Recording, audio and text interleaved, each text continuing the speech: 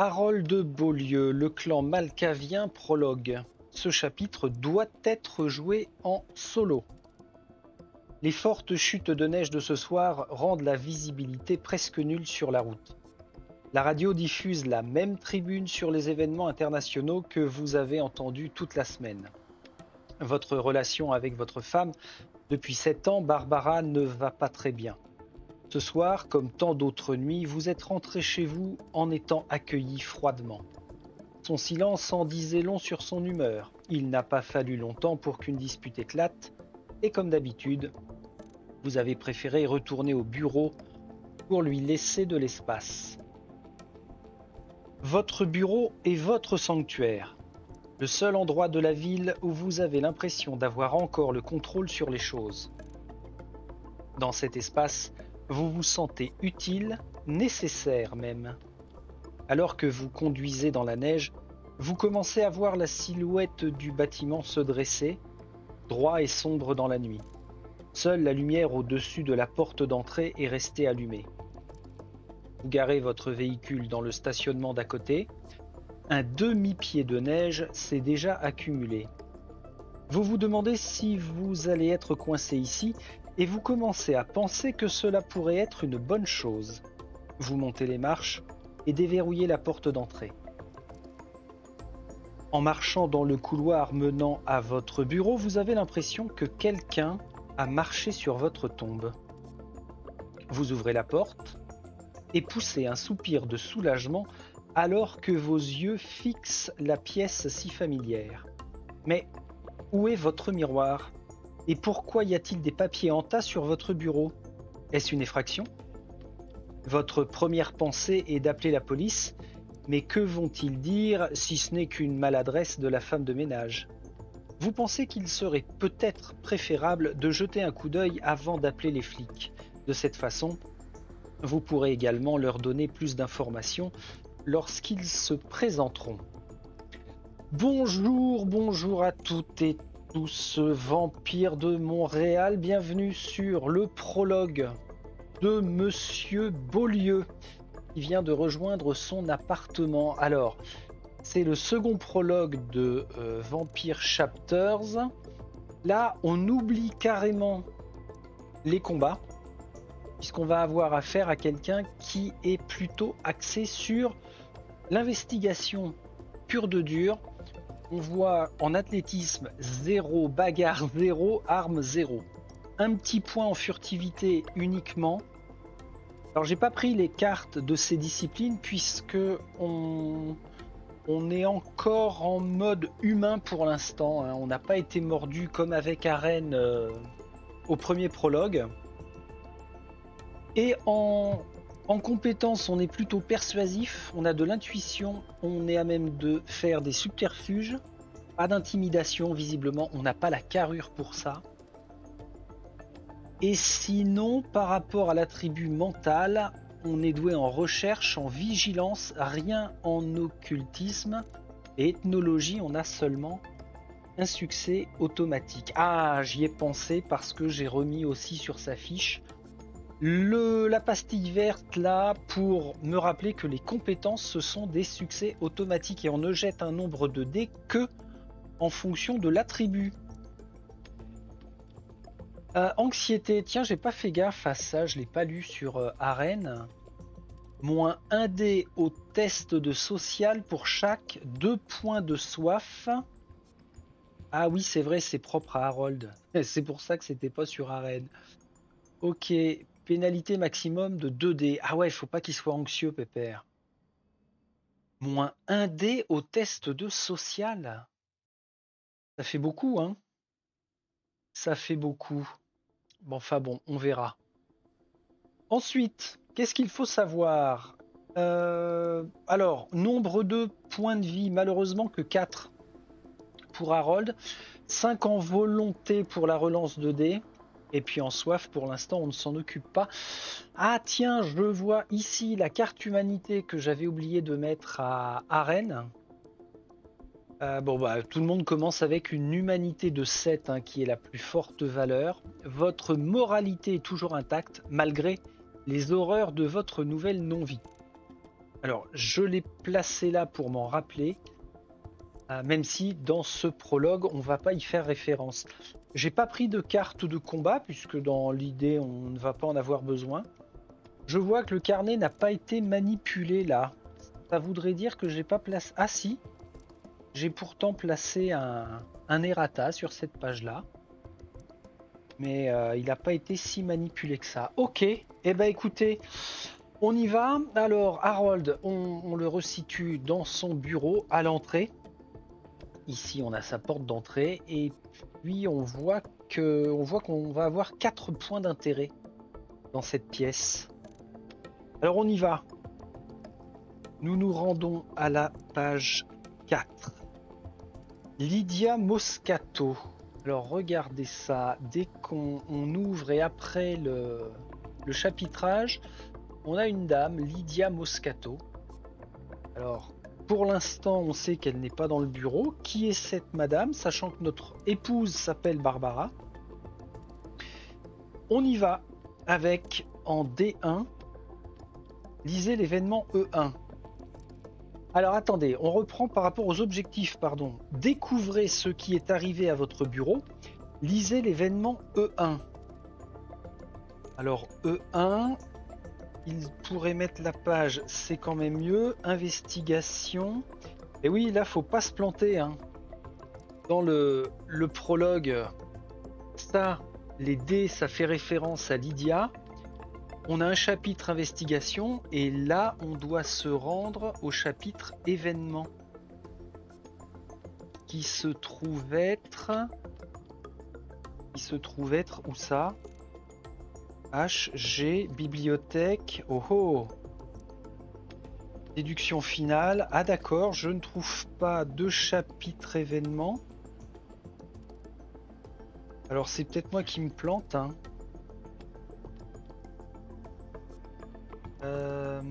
Lisez l'événement E1. Dans ce chapitre, vous jouez un personnage qui est encore mortel, vous ne pouvez pas utiliser vos disciplines vampiriques. Bon, ça, d'accord. Je prends la table des matières. Ah, événement. Vous voyez, c'est moi qui commençais un petit peu à m'agacer là. Mais événement, page 65. Et machinalement, je m'attendais à ce que les événements soient directement sur la première page. Mais pas du tout. Donc on va à la page 65. Voilà. Je vous rappelle que je découvre en même temps que vous les prologues. Hein. Événement 1, il est temps d'investiguer. Commencez à investiguer la pièce en plaçant votre personnage sur un hexagone adjacent à un jeton de zone d'investigation de votre choix. Vous pouvez sélectionner n'importe quelle zone sans ordre établi. Pour ce faire, ouvrez le livret de chapitre et lisez la page de la section Investigation correspondant à la zone dans laquelle vous vous trouvez. Une fois que vous avez fini de chercher dans toutes les zones ou suite à une instruction spécifique de mettre fin à l'investigation, lisez événement 2. Reprenez le jeu. Donc là, je vais pouvoir me balader ou bien, ça représente quoi? Rien. Là, on a une case vide, donc il y a peut-être un élément à aller rechercher. Là, on a le tas de papier sur le bureau.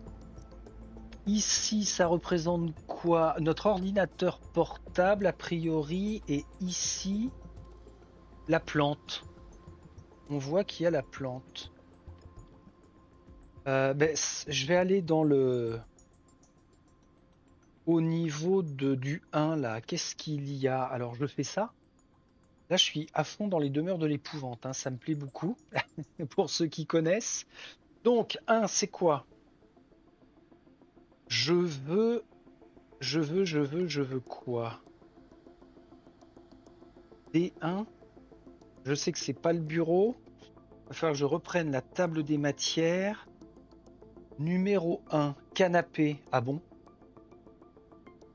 D'accord. Donc là, on est censé avoir un canapé. C'est étrange. Alors là, pour le coup, ça ne correspond pas au visuel de la tuile. C'est dommage. Ouais, alors, c'est fort dommage parce que là, on est censé avoir un canapé. Vous voyez, c'est C'est bien nommé, hein. 1, 2, 3, 4 pour les investigations. En 2, on a le bureau avec les papiers, ok. En 3, l'ordinateur, c'est ce que j'ai dit. Et en 4, c'est absolument pas une plante. Ah, elle est là, l'étagère. L'étagère ici. Ok, donc là, on a bien une étagère. Et là, par contre, on n'a aucun dessin de canapé. C'est juste une remarque au passage, puisque, encore une fois, on est dans la continuité de la découverte. Bon, bah, je vais au canapé. 21. En vous approchant du canapé, vous entendez un craquement et sentez que vous avez posé le pied sur quelque chose de solide. En levant votre pied, vous apercevez un fragment de miroir planté dans la semelle de votre chaussure. Vous faites quelques pas prudents en direction du canapé pour trouver que non seulement quelqu'un a décroché votre miroir du mur, mais l'a aussi fracassé contre le canapé. Faites un test mental plus recherche. Alors mental 3, donc j'ai 3 dés à lancer. Recherche 3, c'est 3 succès automatiques. Et le résultat, 0 à 4 succès, je vais en IN1. Si j'ai 5 succès ou plus, je vais en IN2. Donc investigation 2. On y va, Harold, vas-y, montre-nous que tu es un très bon chercheur. Pas du tout. C'est même très bof. Oh, 4. 3 succès automatiques plus 1, ça fait 4. On se rend donc en investigation 1. Canapé. Les morceaux sur le canapé ne complètent pas tout le miroir. Quelques fragments sont manquants et le reste ont été réarrangés pour faire un plus petit miroir. Un miroir cassé. 7 ans de malheur, dit-on. Faites la déduction qui vous semble la plus juste, puis retournez le H hypothèse reliée à ce choix. Faites la déduction qui vous semble la plus juste, puis retournez le hypothèse reliée à ce choix. D'accord. Alors, je vous le montre tel que c'est inscrit. Hein. Retournez le H lié à ce choix. Donc le choix va être ici. Premier choix sur 3. C'était un accident. Quelqu'un a fait tomber le miroir et s'est empressé de ramasser les morceaux du mieux qu'il pouvait. Deuxième hypothèse. Un miroir cassé reflète un visage brisé. Il s'agit d'une menace. Oh, pas mal, Harold. Troisième hypothèse. Le miroir est tombé tout seul après que quelqu'un se soit cogné de l'autre côté du mur. Non. Un miroir cassé reflète un visage brisé. Il s'agit d'une menace. On se rend en hypothèse 3. Alors, hypothèse 3, c'est page...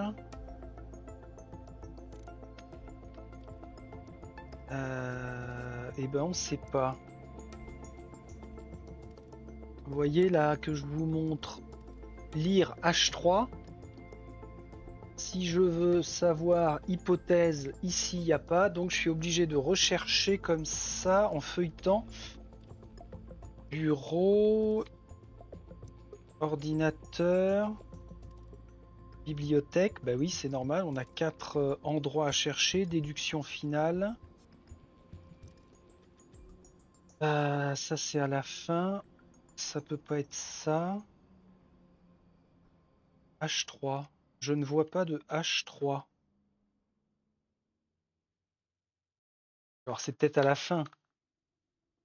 Canapé, canapé, canapé. Non. Reprendre le jeu, lire 2. Bien, bon bah ça commence bien cette façon d'investigationner là. Qu'est-ce que c'est que ce foutoir? H. On va toutes les faire, hein, toutes les pages. Hein. Je vous monopolise en même temps pour bien vous montrer comment c'est ultra jouable. Ça, c'est encore mal branlé, hein. Flyos Games, là, sans déconner, vous commencez à me gonfler. Je vous le dis comme ça vient. Je cherche quoi? Concentre-toi, Friedrich. Alors ça, ce sont les investigations. H2. Alors oui, ce à quoi je pensais, c'est un truc tout con, hein. Mais un numéro de page, juste là, vous pensez pas que par rapport au nombre de manipulations qu'il y a à faire, ce serait quand même plus logique? C'est bien de faire référence au paragraphe auquel ça nous renvoie. Mais un numéro de page, c'est tellement évident.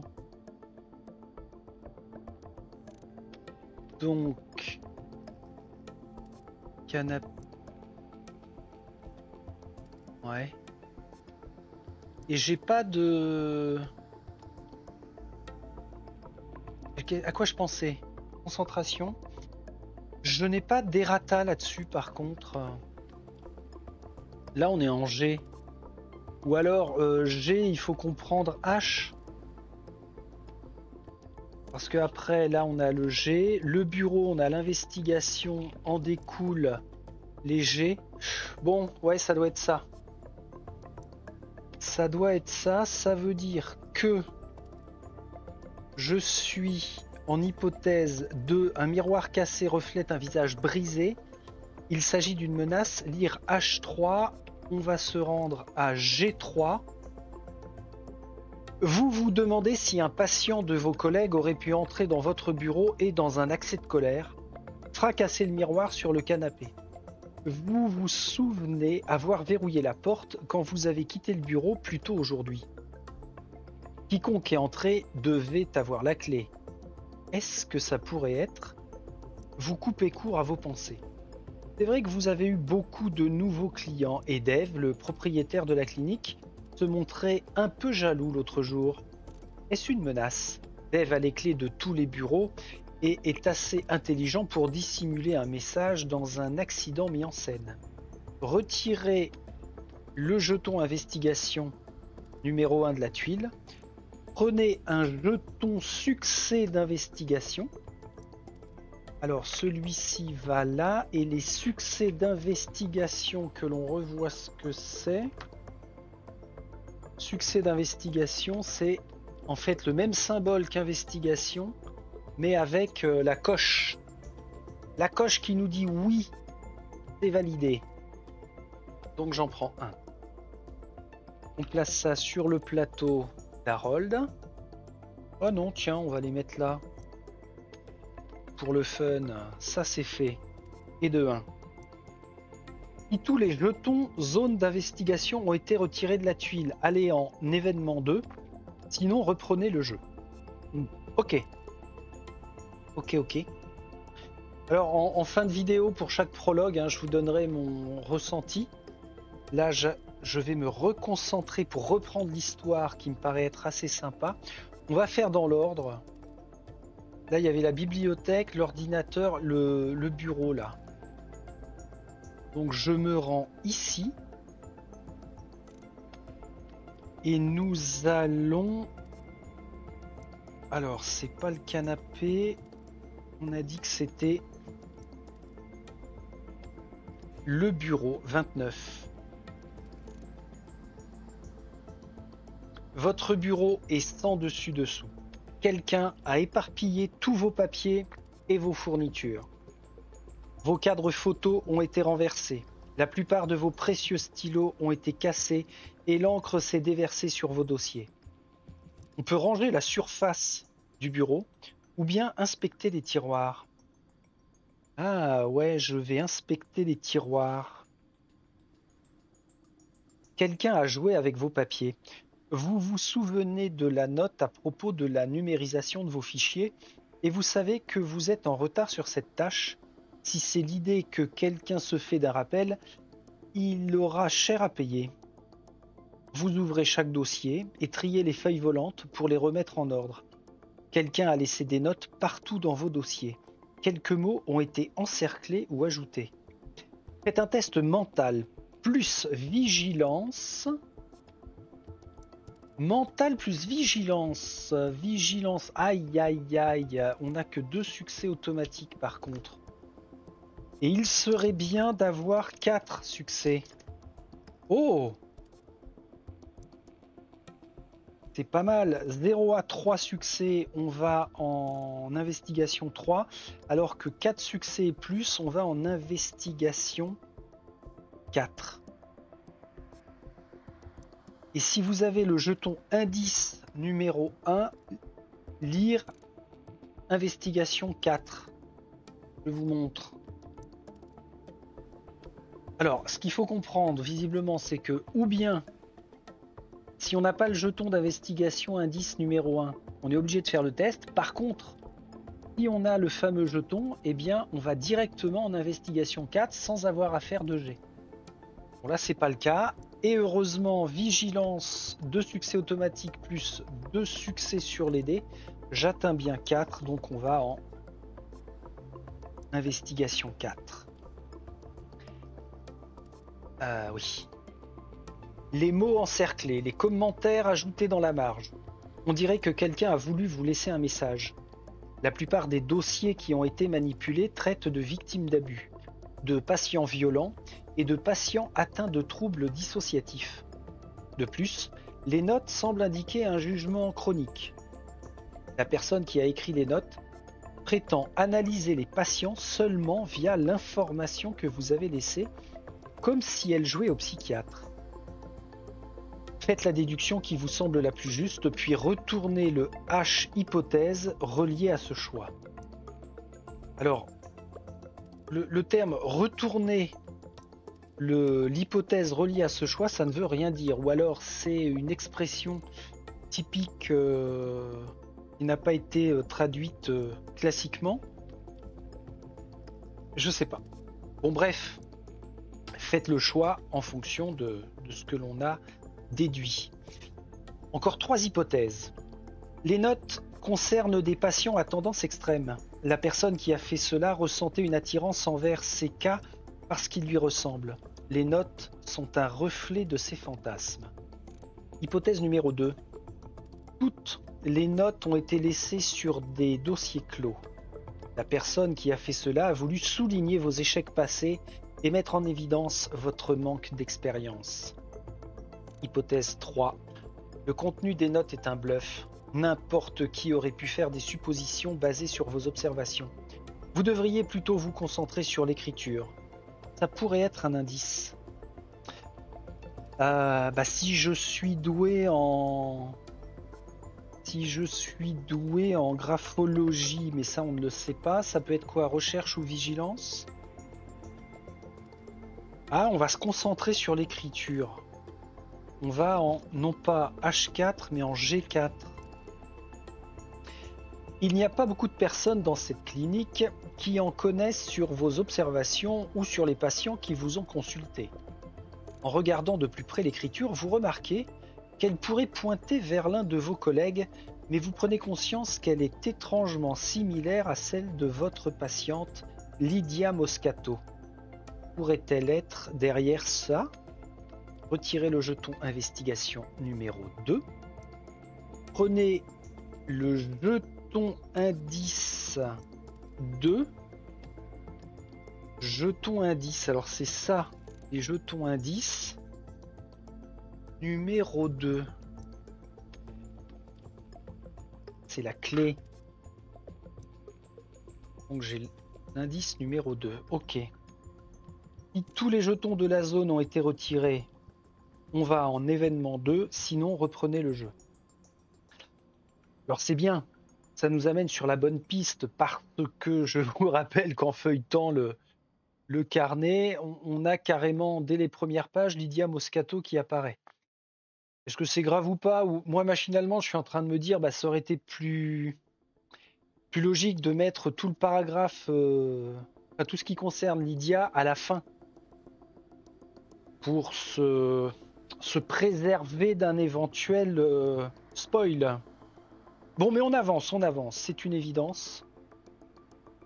Alors, j'allais dire, je vais me diriger vers mon ordinateur, sauf que en technologie, je n'ai que 1 en compétences, donc je suis plutôt une bille. Je vais plutôt aller inspecter la bibliothèque. Les étagères, pardon, c'est pas une bibliothèque, ce sont les étagères en 47.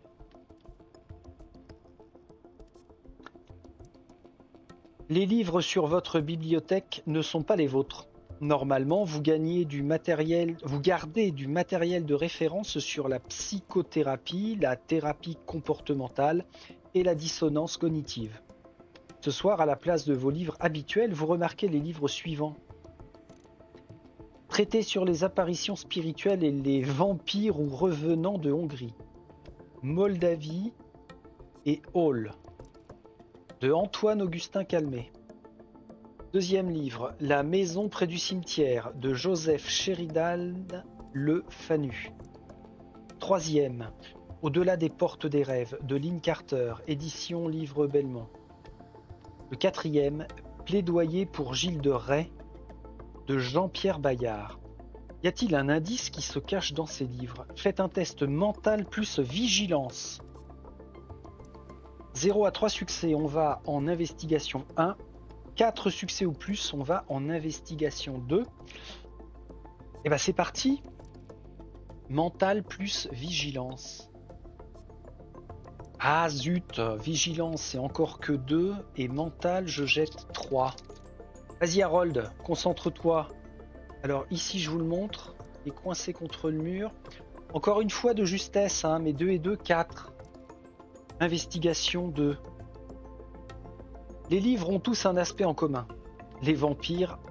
Sheridan était l'auteur de la Carmilla, le traité de Calmette parle de vampires, et même Gilles de Rais était, à un certain moment, considéré être un vampire par ses contemporains. Les livres liés aux vampires, mais aucun signe de Dracula ou Twilight. Quel est le message qui se cache derrière tout ça? Faites la déduction qui vous semble la plus juste, puis prenez l'hypothèse reliée à ce choix. Première hypothèse, les livres forment une énigme qui expliquerait tout si vous pouviez la résoudre. Les livres cachent un message codé. Laissez-la uniquement pour vos yeux. Dernière hypothèse, les livres sont un reflet de l'esprit de celui qui les a laissés là. Un reflet de l'esprit. Ah, c'est pas mal ça. De toute façon, on va se faire croquer. Hein. Moi, je m'en fous. Hein. Allez, les livres sont un reflet de l'esprit. Alors, forcément, je m'oriente là-dessus parce qu'on est dans Vampire la Mascarade Chapters. Hein, donc, on se rend en G2. Vous ne vous souvenez pas qu'un de vos patients soit adepte de l'occultisme. Cependant, les histoires de vampires reposent souvent sur des thèmes de manipulation émotionnelle, d'agression, de sexe et de mort. La personne qui a remplacé vos livres tente de vous dire qu'elle est mêlée à une relation dangereuse, peut-être non consensuelle, où la mort est la seule issue qu'elle voit. Prenez un jeton succès d'investigation. Un jeton succès d'investigation et de 2. Retirez le jeton numéro 4. Si tous les jetons ont été retirés, ça n'est pas le cas. Sinon, reprenez le jeu pour nous diriger maintenant et en dernier sur notre ordinateur. Ordinateur 39.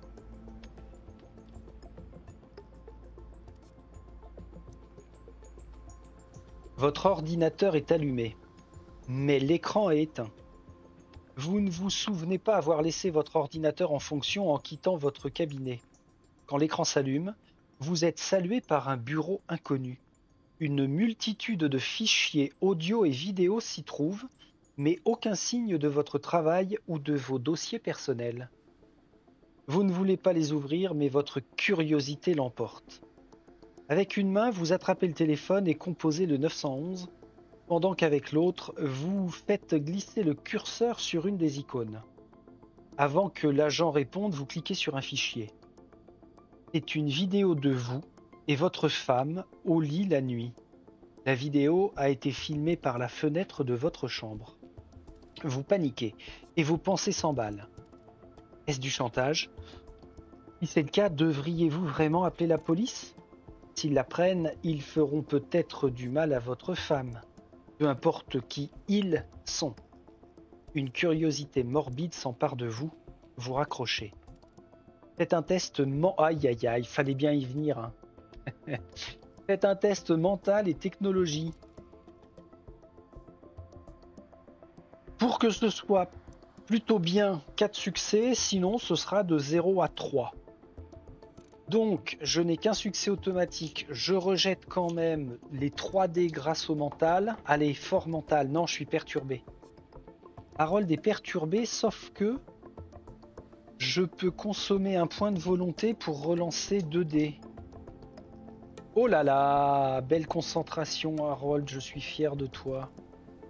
Ce qui nous fait, encore une fois, 4 succès tout pile. Hein. On se rend en investigation 2. Vous ouvrez les fichiers audio.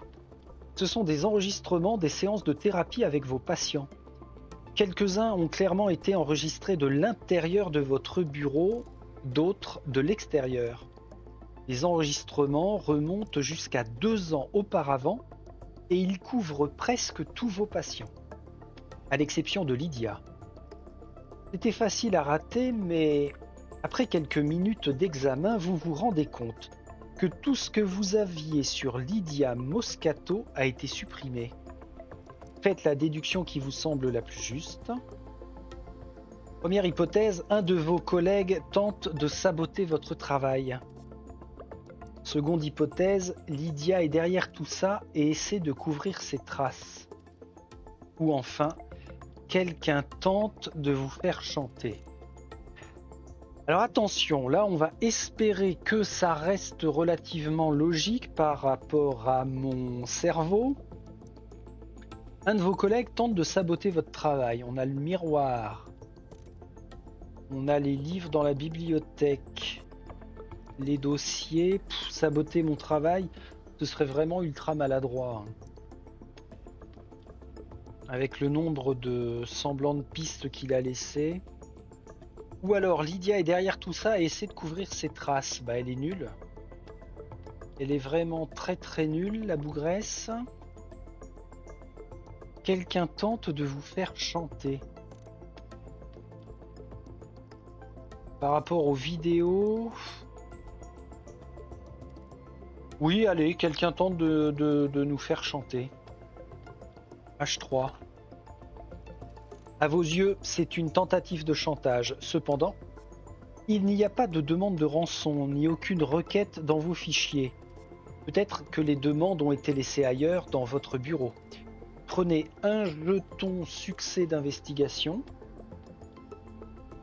Succès d'investigation, on a dit que c'était quoi?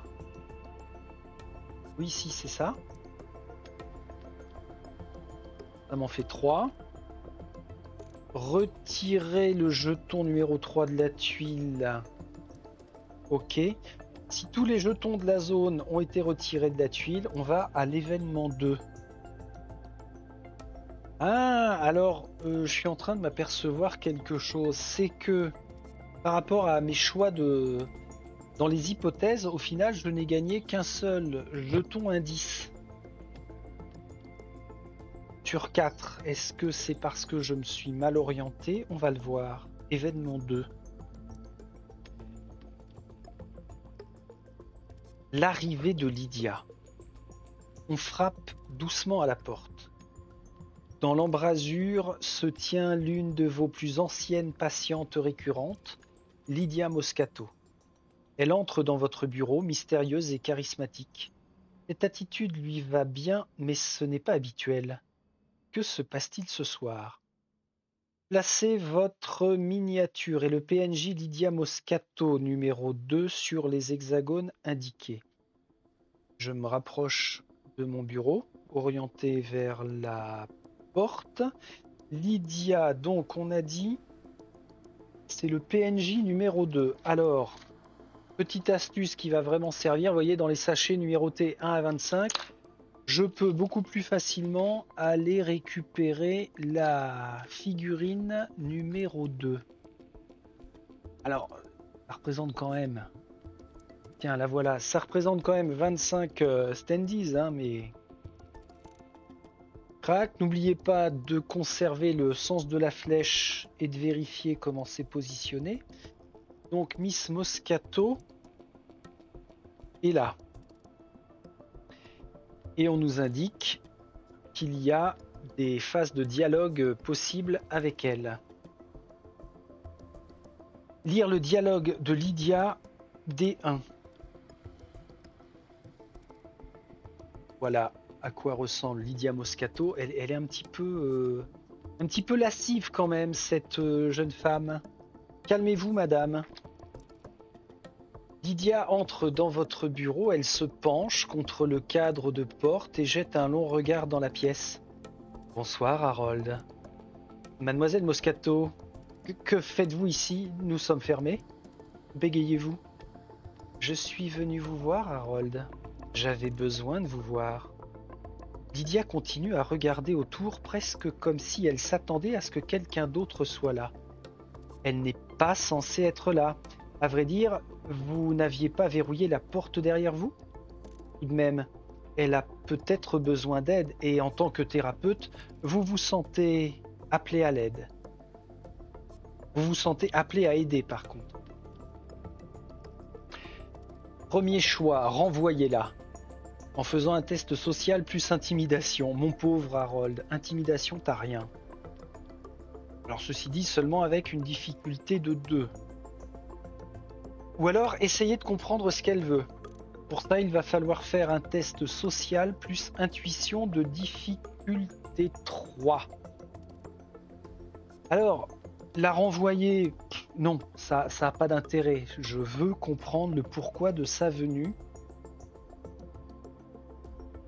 Donc, on va s'orienter sur social plus intuition. Difficulté 3. Oh aïe aïe, par contre c'est pas cool ça, je vais jeter que 2 dés et j'ai de base que 2 succès automatiques. Ah, il me suffit juste d'un succès. Oh là là, 2 succès, bim bim, excellent. Alors, difficulté 3, c'est donc une réussite, on va en D4. Évaluation rapide. Il se pourrait qu'elle souffre d'un épisode psychotique. Elle n'est assurément pas habillée pour être dehors par le froid hivernal et son comportement est beaucoup plus séducteur qu'à l'habitude. Honteusement, vous vous rappelez l'avoir désirée à un certain moment. Vous n'avez jamais agi sur ses désirs et ne les avez certainement jamais laissés paraître. À part en ce moment même.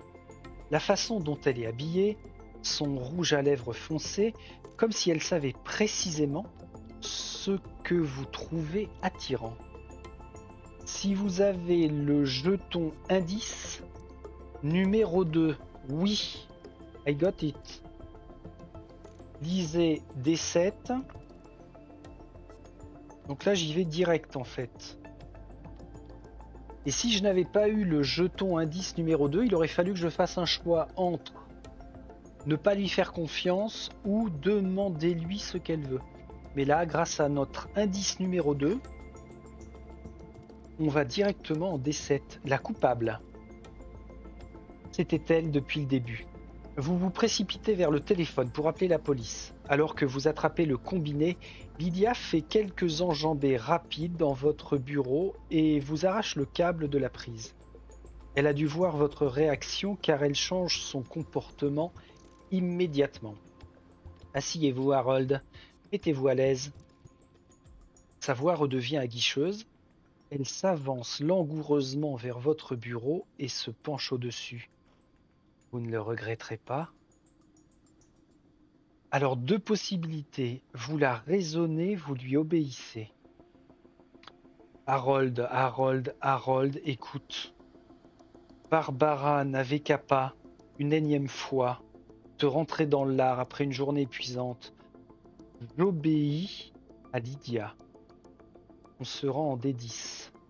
Bon garçon.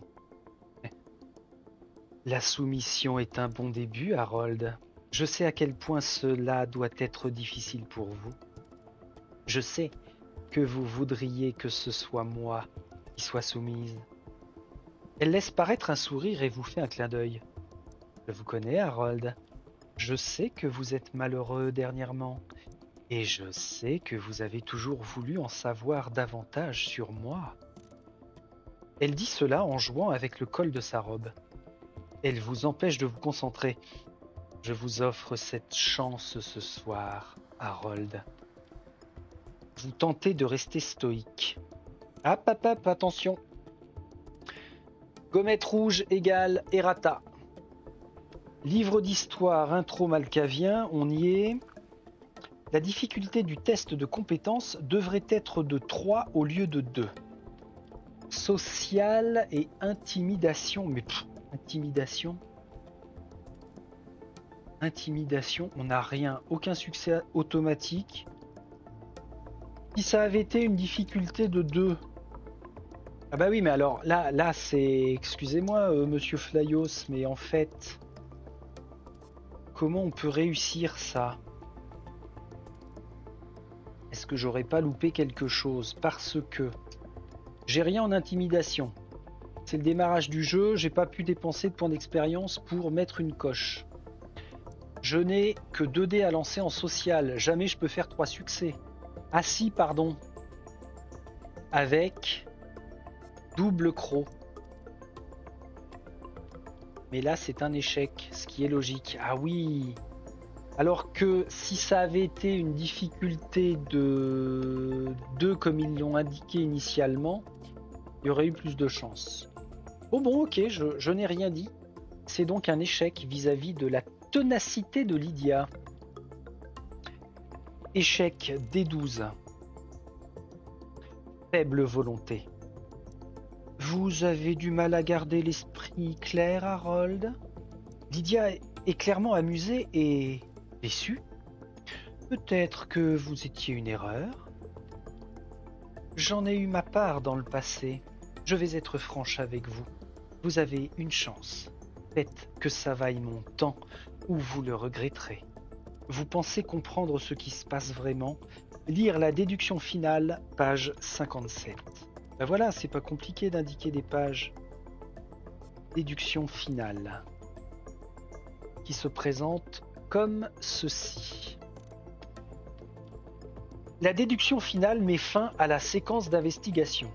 Les jetons de succès d'investigation que vous possédez vous donneront la possibilité de choisir l'aboutissement final de l'investigation. Certains éléments que vous avez rassemblés jusqu'à présent peuvent vous aider à comprendre la vraie nature de Lydia, ainsi que les événements qui se sont déroulés ici ce soir. Si vous avez 0 à 3 jetons succès d'investigation, 1, 2, 3, pas plus.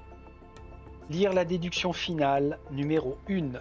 Si vous en avez de 4 à 6, on va en 2. Si vous en avez plus de 7, on va en 3. Ça veut dire qu'en déduction, j'ai été passablement mauvais ce soir. Mais oui, mais c'est Barbara qui m'a foutu dedans, là, avec sa prise de tête. Bon, allez, on va en déduction finale numéro 1. Elle est un danger pour elle-même et pour vous.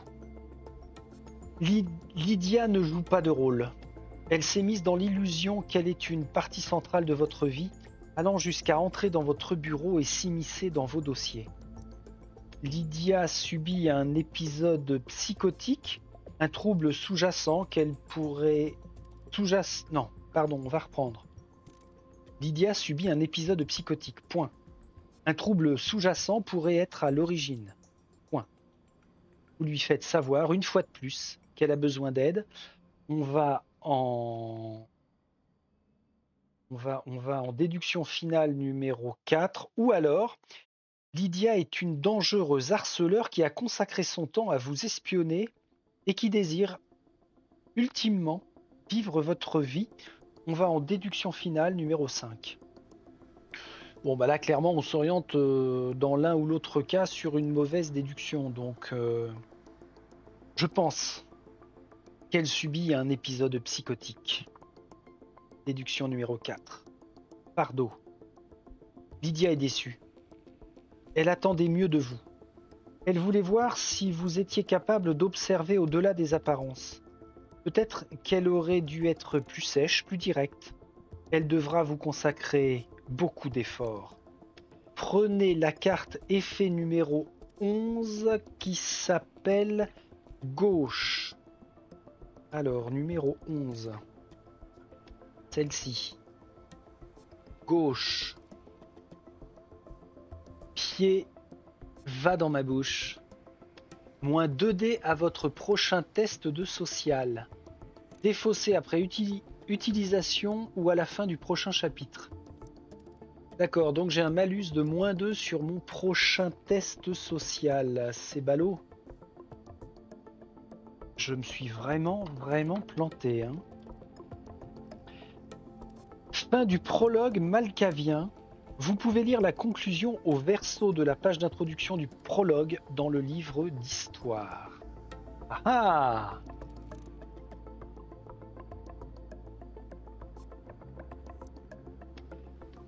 Conclusion. Cela fait maintenant presque 2 ans que Lydia vous a étreint.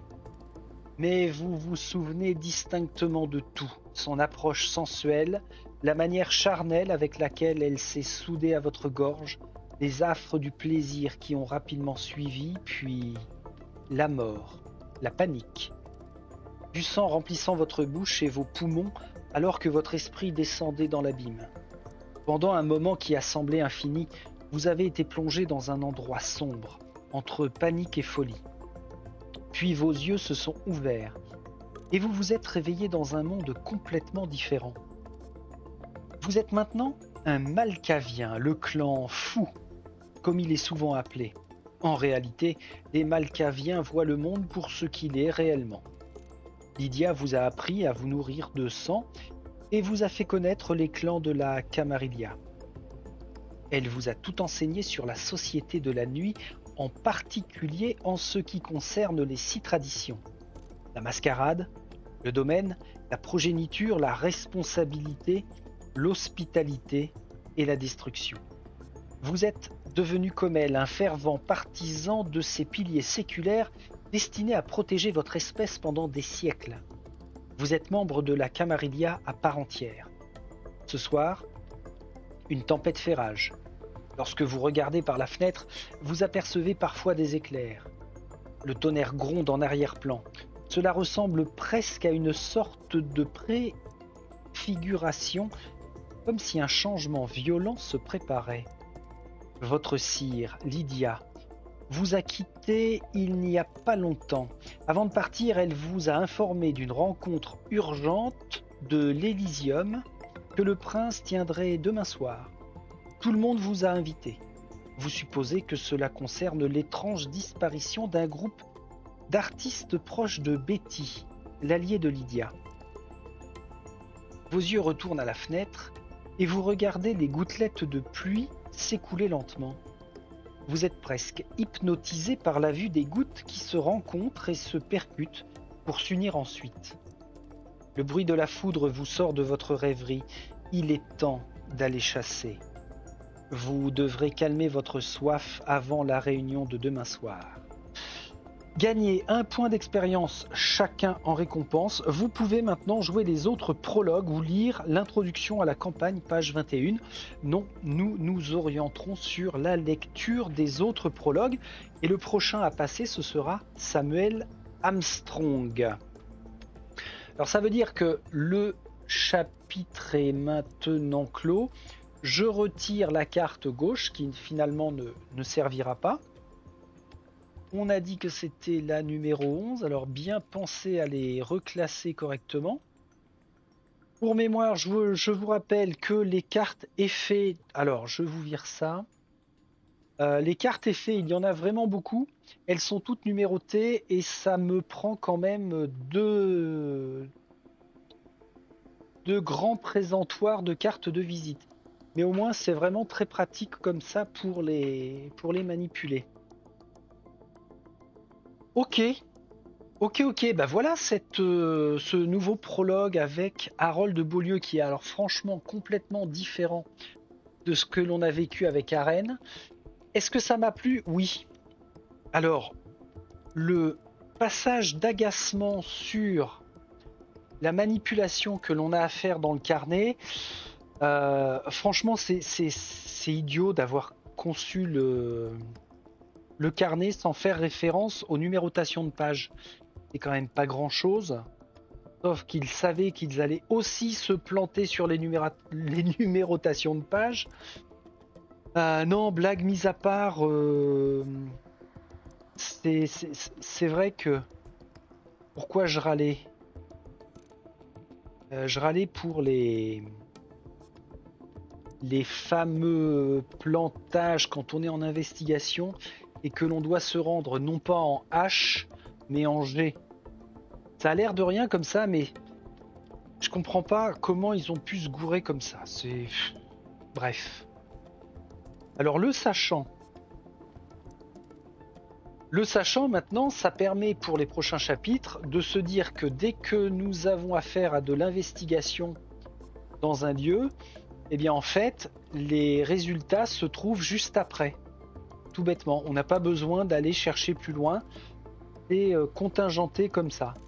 Une investigation est couverte par à la fois la fouille et aussi à la fois le résultat de notre fouille. C'est tout bête, c'est tout bête. Bien, bien, bien. Alors, que dire de plus sur ce chapitre? Alors, ouais, déjà, il y a une chose que j'ai remarqué depuis que j'ai entamé la lecture, ou bien dans le livre d'histoire, ou bien dans les chapitres. C'est que la formulation, est-ce que ça vient de la traduction ou est-ce que ça vient du choix d'écriture qui a été fait, la personne qui a écrit tous ces paragraphes là, c'est qu'il y a beaucoup de répétitions de mots qui desservent le discours. Je prends notamment pour meilleur exemple l'introduction d'Harold dans 1, 2, 3, 4, 5, 6 paragraphes. Il y a au moins 5 fois de répéter le mot bureau. Bah, c'est dommage parce que ça, on entend que ça finalement. Alors moi je suis sensible à ça en termes de répétition de mots. Et bureau, bureau, bureau, bureau, je trouve que ça, bah, encore une fois, oui, ça dessert le propos. À voir si par la suite ça s'améliore ou pas. En tout cas, c'est bien beau de relever des petits défauts comme ça, mais est-ce que j'ai pris plaisir à vivre ce petit chapitre pour Harold? Bah ma foi oui, c'était plutôt intéressant, bien construit. Ce que j'aime bien, c'est que la façon dont Arène, la première, a été étreinte, c'était de façon plutôt violente. Alors que là, on est carrément à l'opposé, on est dans la séduction de Lydia Moscato, on s'est laissé complètement envoûter. Et c'est plutôt plaisant, donc bah, je serais surpris de voir comment Samuel Armstrong, notre prochain protagoniste, se sera retrouvé mordu. Nous verrons. Eh ben, n'hésitez pas à dire votre ressenti par rapport à ça. Moi, je suis plutôt satisfait par rapport à ce que j'en attendais. Ça peut nous amener sur des histoires vraiment, vraiment sympas. À suivre donc, je vous salue, bande de vampires mordeurs, et bah, je vous dis à très vite pour le prochain prologue. Salut, salut!